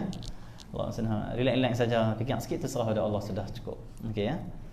Terus pastikan tidak kekal dalam dia kotor, bantulah perjalanan ini dalam keadaan bersih. Kurangkan makan jangan banyak. Ia juga dapat membantu untuk berjaga malam. Orang yang kurang makan, dia akan kuat dan bantu diri dia untuk bangun malam. Lepas tu para awliya dan solehin, kalau dia makan, contoh dia makan, dia letak contoh dua senduk, 1, 2. Tu dia akan ambil, dia akan tarik balik 1 senduk ataupun setengah senduk, tarik. Dia akan niat ini untuk bangun malam. Ini untuk bangun malam. Kena niat macam tu. Itu amalan para awliya solehin. Maksudnya apa? Siapa yang nak 2 senduk tu? Nafsu. Oi, 2 puas Kenyang ni 2 ni. Nasi pula hari ni lauk sedap Allah senang amat. Jadi nafsu yang nak 2 senduk, nafsu yang nak 2 pinggan tu nak banyak macam tu. Tapi roh dia tak mau kenyang sangat. Sebab kalau kenyang, roh lemah, nafsu kuat. Akhirnya waktu kita nak bangun malam, dia tarik kita suruh tidur balik. Roh tak boleh nak ajak kita, roh tak boleh nak ada kekuatan untuk kontrol kita untuk bangun, tak boleh. Jadi perpadangan antara roh dan juga nafsu. Jadi bila kita buang, kita letak 2 pinggan, kita buang. Tak 2 senduk, kita buang. Buang tu untuk apa? Untuk kekuatan roh. Yang baki yang dah tu apa? Untuk hak jasad. Jasad bagi hak dia, nafsu bagi hak dia. Tapi sekadar perlu. Jangan berlebihan. Kalau lebih dia akan kuat, dia kontrol kita. Nafsu kalau kita bagi sekadar dia perlu, dia tak kuat. Yang kuat adalah roh. Rohani akan kuat. Satu Nabi SAW kata apa? Kami ini satu kaum, kami tak akan makan melainkan waktu kami lapar. Bila kami makan, kami tak akan makan sampai kenyang. Sampai kenyang tu tak ada. Agak rasa cukup keperluan, berhenti. Kalau 2 pinggan kita kenyang, makanlah sepinggan setengah. Tu cara dia. Kalau sepinggan setengah menyebabkan kita kenyang, makan sepinggan suku. Tu cara untuk dekat dengan Allah, untuk bersihkan jiwa kita. Macam tu Dan kita ini kurangkan makan ini buat sikit-sikit, bukan buat terus. Kalau tiap-tiap hari makan 2 pinggan, jadi sepinggan setengah dulu. Latih sepinggan setengah, dah okey. Bersepinggan pula. Sampailah kita makan agak sikit saja. Dan sikit tu dah mengenyangkan kita dan dia akan menguatkan ruh kita. Selagi mana kita tak kurangkan makan, sat-sat food panda, payah nak dekat dengan Allah. Sampai suami dia letih, sat-sat nak kena bangun ambil makanan. Sat-sat orang tekan loceng, sat-sat orang ketuk bagi salam, tak larat. Ada suami-suami mengadu di akhir zaman ni. Saya jumpa ada seorang suami, dia kata apa? Ustaz, saya ni letih lah, nak rehat pun tak ada. Kata sebab apa? Saya kalau duduk rumah, sat-sat GNT mai, sat-sat Shopee mai, sat-sat food panda, saya tak rehat lah Ustaz. Tapi macam sayang kat bini, dia bangun juga pergi ambil. Itu meriahnya rumah kita di akhir zaman. Sat-sat orang mai, masya-Allah, macam rumah para wali pula. Rumah para wali itu sentiasa diziarahi oleh orang. Rumah kita ni wali jugalah, wali akhir zaman ni diziarahi oleh makanan, barang-barang Shopee. Okey. Tu wali akhir zaman lah, nak buat macam mana kan? Okeylah tu. Okey.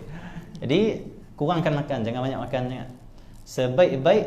Sebaik-baiknya tidak makan kecuali terlalu lapar. Kata Imam Haddad, paling baik waktu lapar baru makan.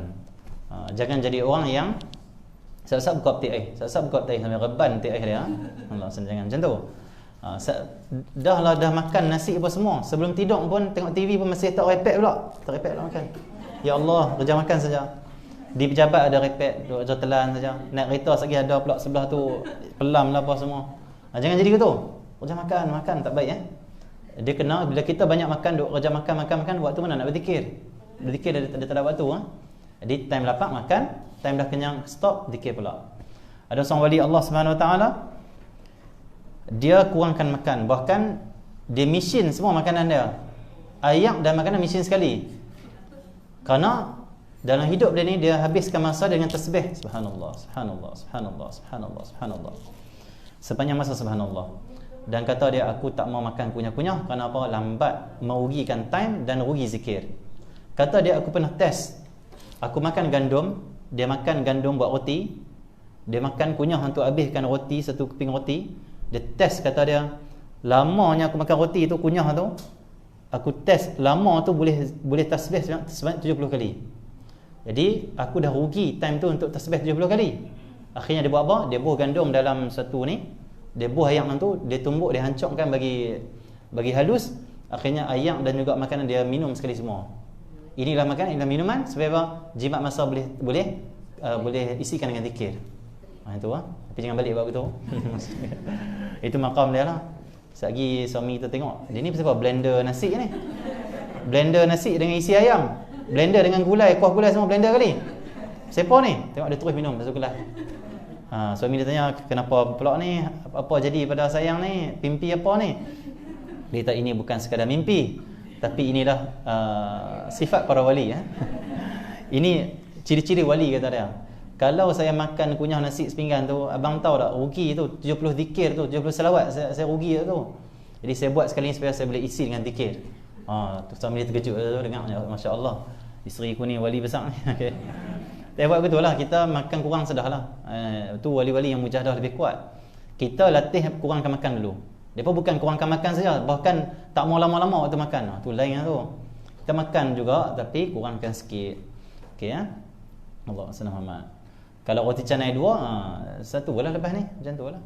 Allah Subhanahu. Okey. Tapi teruklah nafsu kita, teruk merontahlah nafsu kita. Okey.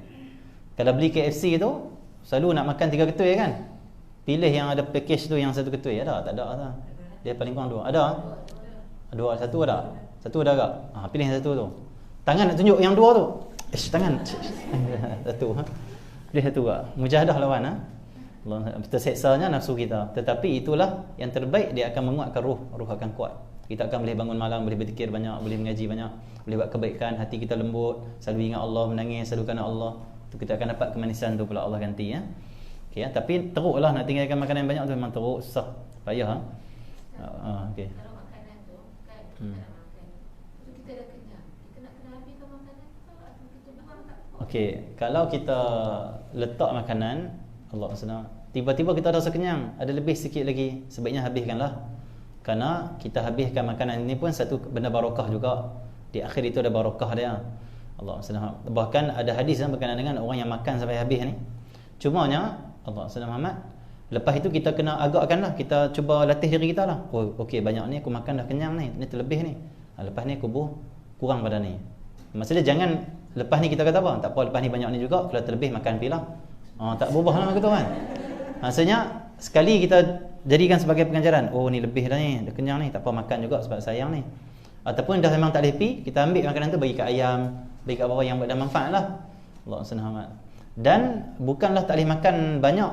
Sepanjang kita ni berzikir pada Allah, nak jalan pada Allah, boleh makan banyak.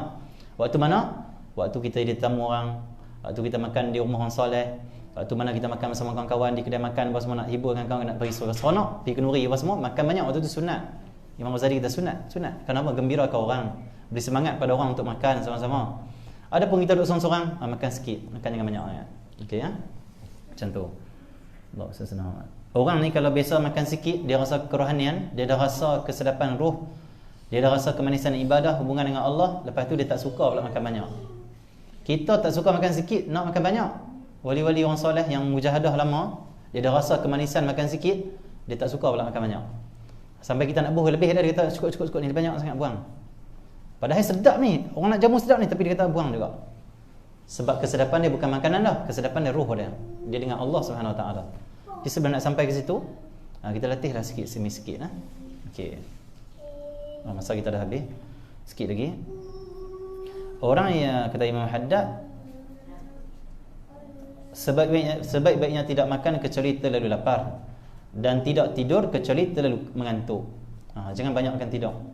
Ada orang zaman lah ni, dia kata apa? Tak ada kerja apa ni? Tidur. Ada orang itu. Allah. Lebih teruk lagi, dia kata esok cuti lah, tak payah kunci jam mengawal lah. Mungkin 8 boleh. Bahaya ni kalau berdosa, tidur malam tu berdosa. Kenapa? Dia bercadang untuk tinggal perintah Allah sembahyang subuh. Tak boleh. Jangan kita ni tak ada kerja apa tidur. Tak ada kerja apa zikirlah. Bacalah Quran, baca buku ke apa semua, pergi masjid itikaf ke, pergi majlis ilmu ke. Ada fahaman orang muda lah ni. Hang buat apa ni? Aku tak ada kerja apa, aku nak tidur ni. Tidur apa-apa tak boleh yang tu.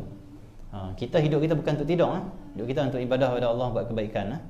Orang yang tidur ni, kata Nabi, kata ulama, siapa yang banyak tidur di dunia, dia akan fakir nanti di akhirat, menyesal nanti di akhirat. Kenapa? Sikit amal dia. Bila banyak tidur, sikit amal. Kita ni tidur, kalau kita kaji balik tidur kita tidur lebih daripada 20 tahun. Kita tidur. Kita tak kaji. Imam Ghazali kaji. Kata Imam Ghazali, sehari ada 24 jam, kata Imam Ghazali, yang kita Ihya Ulumuddin. 24 jam itu dibahagikan 3 jadi 8 jam. 8 kan? Okey. Manusia menggunakan 8 jam untuk bekerja. Kerja itu ini dan sebagainya, urusan harian dah lah. 8 jam pula untuk tidur. Dan 8 jam lagi dia guna untuk apa? Untuk itu, ini, kawan apa semua, ibadah sikit apa semua, itulah. Jadi kesimpulannya, 8 jam tu dia guna untuk tidur. Ini manusia biasa lah, bukan mujahadah lah, manusia biasa. Okey. Kalaulah sebulan dia buat panggil macam tu, dia buat sifat macam tu, 8 jam tidur setiap hari. Kalau sebulan dah dikira dia tidur selama 10 hari. Bagi 3 juga. Kalau umur dia 60, dia mati umur 60, dia tidur 20 tahun. Bagi 3, 2, 4, 6, 20 tahun dia tidur. 20 tahun tidur, kata Habib Umar bila cerita bab ni, Habib Umar kata, kalau mati umur 60, 20 tahun tu dah buang untuk tidur, kosong untuk tidur. Yang kedua, Habib kata, umur 15, 16 baru balik, baru nak mengaji. Jadi Allah SWT 8 jam Allah SWT. Jadi maksudnya apa? Kira-kira balik 20 tahun yang kedua tu apa? Untuk ibadah dia mungkin hanya 4 ke 5 tahun. Ni 20 tahun yang ni apa? Dia kerja, makan, minum, masuk 8 jam ni lah. Jadi kalau kira-kira balik umur kita 60, kita hanya ibadah 4-5 tahun ya. Tolak dengan waktu balik, tolak dengan waktu kerja sehari 8 jam, kerja, makan, minum sekali masuk dah ni. Sembang, gaul apa semua, dan tidur saja 20 tahun. Maksudnya kita kira balik ibadat kita 4-5 tahun ya. Hidup 60 tahun, ibadat kita 4-5 tahun ya. 4-5 tahun pula kurang itu kurang ini, kurang khusyuk dan sebagainya, tak tahu apa saja yang diterima, apa saja yang kita bawa ke akhirat. Itu kita habiskan umur kita macam tu. Sebab tu orang banyak tidur, dia akan menyesal nanti di akhirat. Kecuali kata Habib Umar, orang yang ada ilmu tu, dia tidur banyak pun dia untung juga. Tapi bukan nak suruh tidur banyak. Maksudnya apa? Untung macam mana? Orang yang tidur, dia niat, aku tidur ini untuk menguatkan diriku untuk ibadah pada Allah. Aku tidur ini, aku niat bangun sekali segar untuk aku ibadah bangun malam dan sebagainya, bangun subuh. Maka sepanjang dia tidur itu dikira ibadah juga. Kalau 20 tahun tidur, 20 tahun untuk ibadah pada Allah Subhanahu Wa Taala. Macam tu Habib Umar kata. Tapi orang tak ada ilmu, tidur saja, tak ada niat apa, tidur saja. Akhirnya 20 tahun tu sia-sia, kosong, tidur. Harusnya kosong, tak ada apa-apa. Itulah umur kita sikit sangat dan ibadat kita sikit sangat. Tak boleh kita kata kita ibadat kita banyak. 20 tahun kita tidur. Allah SWT. Okey ya. Allah SWT. Okey, terus. Dan pergaulan kita, kerja kita yang 20 tahun tu jangan jadikan sia-sia juga, kata Habib Umar. Niatlah kamu pergi kerja.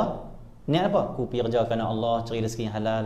Aku pergi kerja ni, aku nak dia pekerjaan yang amanah. Aku nak amalkan sunnah Nabi. Aku nak jaga hak-hak Allah dalam kerja ni. Aku nak jadi orang yang menggembirakan hati orang. Akhlak aku dengan pelanggan, itu dan sebagainya. Maka kerja kita 20 tahun yang kita buang, semua jadi ibadah juga. Ini penting ilmu. Bila ada ilmu, insya-Allah selamat hidup kita. Okey ya.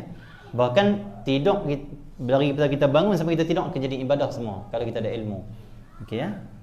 Semua akan jadi akhirat. Okey, sikit lagi, tidak berbicara kecuali diperlukan, kata Imam Haddad. Jadi nak jadi murid, cakap sekadar perlu saja. Jangan cakap saja. Nak cakap fikir dulu, baik ataupun tidak baik. Jangan bicara kecuali yang diperlukan saja, yang betul-betul penting dan juga baik. Tidak bercampur dengan siapa kecuali pergaulan itu beri faedah. Nak kawan dengan orang, tengok dulu, kata Imam Haddad. Allah, berkawanlah dengan orang yang bila kita jumpa dia, duduk dengan dia, bertambah ilmu kita, bertambah ingat Allah, tambah semangat kita untuk buat baik, faedah dapat. Orang banyak makan akan rosaklah jiwanya. Siapa banyak makan, jiwa dia akan rosak, hati dia akan rosak. Dan berat pula anggotanya untuk ibadah. Sebab banyak makan, berat nak ibadah. Sebaliknya, ia akan hanya banyak tidur dan bicara. Siapa banyak makan, kata Imam Haddad, dia akan buat dua benda banyak. Yang pertama, dia akan banyak tidur. Yang kedua, dia banyak bercakap. Siapa yang duduk dengan kita banyak bercakap mampu, kita tanya dia sikit. Aku nak teka ni, aku nak scan hang ni, hang banyak makan kan? Oh betul aku banyak makan. Hang tahu mana? Aku tahu sebab aku baca kitab Imam Haddad. Imam Haddad kata siapa banyak makan banyak bercakap. Patutlah hang banyak bercakap. Okey. Tapi janganlah abang tu contoh saja. Kesian pula orang tu Cuma ambil pengajaran lah. Oh dia ni cakap banyak lah, mengaku semua. Mesti banyak cakap. Ya Allah, berilah hidayah pada dia. Ya Allah, kau pengajaran supaya aku tak jadi macam dia. Cukup macam tu. Bukan hinakan dia, rendahkan dia. Nah, abang apa? Siapa banyak makan akan banyak tidur, dan dia juga banyak bercakap. Lah ni orang tak banyak bercakap, tapi dia banyak pula duk mesej sana, mesej sini, itu ini, melawak dalam grup lebih-lebih, tak ada manfaat apa semua. Ada manfaat silakan, untuk gembirakan hati orang Islam silakan. Lebih-lebih kadang-kadang tidak ada manfaat. Kadang-kadang kita jumpa orang yang dia cakap apa kita tak faham. Ustaz saya ni apa semua dulu cerita banyaknya, dekat 10 minit 20 minit dia cerita, kita pun tak faham. Cerita apa ni? Saat dia masuk dulu, saat dia masuk ke depan dia nak buat apa, saat dia masuk cerita keluarga dia, saat dia masuk cerita pasal sekolah dia, kita tak faham apa nak sampaikan. Tapi kita layan sajalah, ya masya-Allah, ya cukup macam tu. Allah senang nak buat macam mana kan? Itu kan layan saja. Cumanya tak baik kita cakap banyak tak baik tak baik, tak elok. Seorang ahli suruk yang banyak tidur dan bicara, kemahuannya adalah sekadar irawan dan angan-angan belaka. Siapa banyak tidur dalam perjalanan pada Allah dan banyak bercakap kosong, dia itu adalah orang yang mimpi dan angan-angan saja untuk menjadi orang dekat dengan Allah. Dia angan-angan saja, aku orang dekat dengan Allah. Dah. Kalau kamu banyak makan, banyak tidur, banyak cakap, bukan. Kamu tak cukup syarat untuk dekat dengan Allah Subhanahu Wa Taala. Bukanlah tak bagi kita bercakap, tak bercakap manfaat. Yang tak manfaat, kurangkan bercakap ataupun tinggalkan terus. Itu lebih baik. Jadi insya-Allah kita akan sambung nanti pada minggu depan berkenaan dengan cakap banyak apa semua ni. Masuk ada hadis sallallahu alaihi wasallam, Allah sallallahu alaihi wasallam Muhammadin wa ala alihi wa hadratin Nabi Fatihah. Allahumma jina bi hudak tuwallim siwa qatin. Hasbunallahu wa ni'mal wakeel. Rabbana atina fid dunya hasanah wa fil akhirati. Sallallahu alaihi wasallam Muhammadin wa ala alihi. Alhamdulillah.